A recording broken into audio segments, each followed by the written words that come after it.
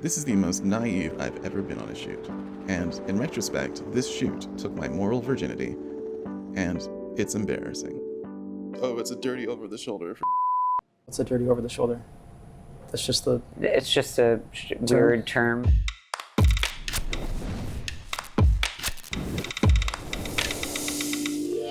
Kind of what I was thinking is the located in the on Billionaire'S Row. Tell us about your typical customer. In the nearly 10 years since this shoot, I have gone on to shoot with, or for, or be funded by pornographers, arms dealers, foreign militaries, and the worst person on the planet. But this is the shoot that made me feel like a naive child. And rightfully so. No, I kind of just cook by eye. A little of this and a little of that. Mix it right in. There we go. It looks like a risotto, but it's not a true risotto. Normally, if you're shooting at a restaurant, you want it to look as busy as possible, because no one wants to eat at an empty restaurant.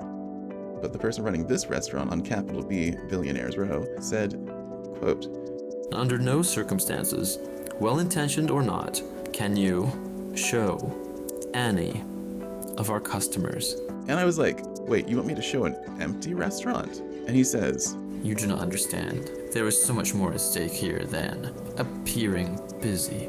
Having the host taste food on camera in an otherwise cavernously empty room was going to look so weird. So we got an extra, and I got my first excuse for an inexcusably crappy slider shot.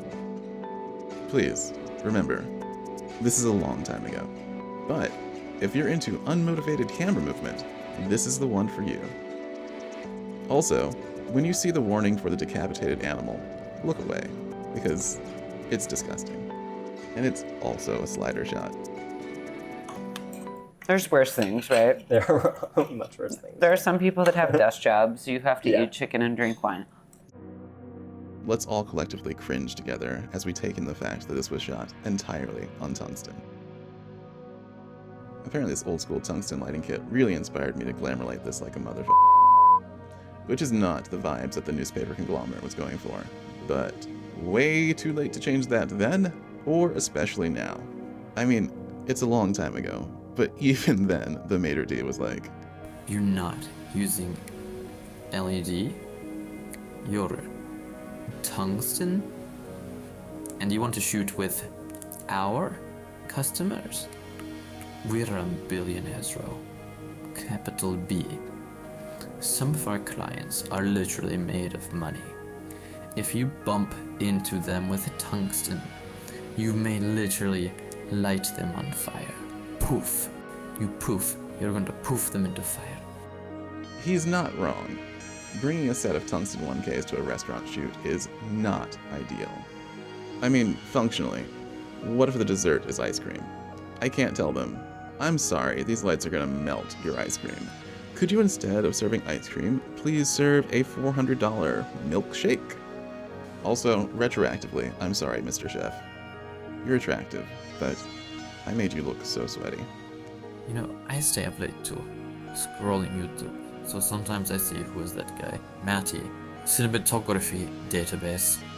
So I would expect you are not trying to be Rob Hardy, shooting that Deus Ex Machina robot movie, being all like, "We're only here to use tungsten for art."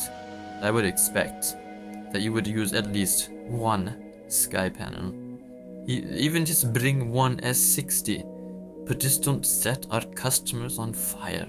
But I'm just like, sir, I'm not trying to set your dining room on fire. I'm shooting for a legacy multinational newspaper conglomerate, which is not the New York Times, and these are the lights that they had. Like I said, I grew up in farm country. So I've got a buddy, he's really big in the barbecue scene, and he told me about these guys that use antibiotic injectors to season their barbecue.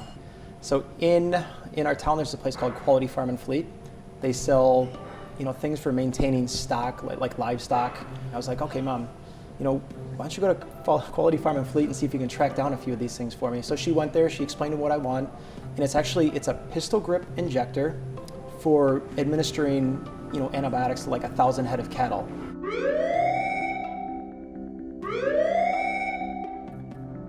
Part of what I didn't understand about this shoot was that this restaurant did not need promotion. They needed discretion. What is surprising in retrospect is that neither the chef nor the host seems to be privy to a single thing that the management was pressuring my team with. I mean, we're in the kitchen, and the chef is just giving us an absolute lecture on the evolution of grain. Einkorn is what they call like an ancient grain or a great grain. It's one of the original things that humans used to cultivate, and it kind of went out of fashion for a little bit, but now they're coming back. Which I literally am the target audience for, because my favorite book includes multiple chapters about how corn was evolved by humans, from the size of your pinky nail to what it is today. But a geek like me is not the target audience of a multinational newspaper conglomerate.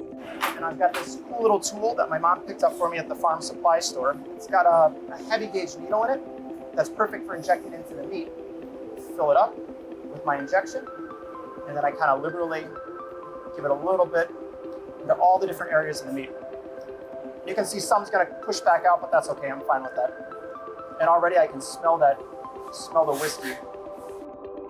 And when I get the footage back to the editor-in-chief, he's kind, but still British.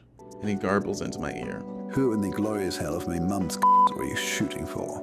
You didn't spend enough time on the raw meat, and yet you spent too much time on the raw meat.